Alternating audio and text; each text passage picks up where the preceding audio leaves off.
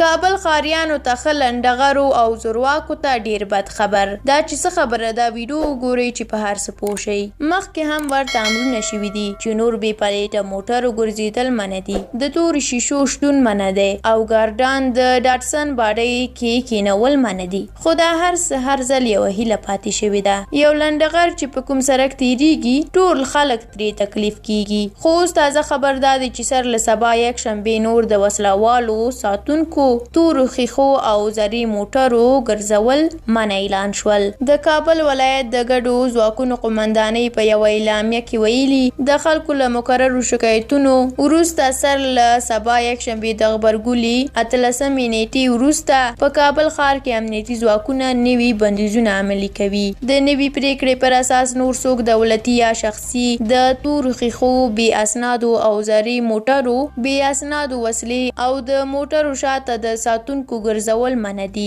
او د مختلفینو سره به جدي قانوني چلن کیږي. د ګډو ځواکونو په اعلامیه کې راغلي چې دغه کار به په کابل ښار کې د جرمونو کچې کموالی او د امنیت ټینګښت لامل شي. امنیتي ځواکونه به له مختلفینو سره قانوني چلن کوي او په دې برخه کې د هیڅ چا واسطه او زور نه منل کیږي. امنیتي ځواکونه مکلف دي چې له قانون ماتونکو سره جدي قانوني چلن وکړي. د ګډو ځواکونو په اعلامیه کې له خلکو غوښتل شوي چې د امنیتي ځواکونو سره همکاري وکړي او د یادو کړنو له ترسره کولو لاس واخلي. ټول خلک د حکومت د اقدام ته هم د شک په سترګه ګوري. خلک وایي چې دا به هم د تیرو امرونو په شان همداسې پاتې شي. یو څو ورځې به دا هر څه مراعات شي، بیرته به پخوانی حال وي. ستاسې نظر هم مهم دی چې تاسو څه نظر لرئ. په دې هکله مو نظرونه راته کومنټ کې ولیکئ. زموږ یوټیوب چینل هم سبسکرایب کړئ. تر بلې ویډیو هر چیرته چې یاست آباد او خوشحاله اوسئ.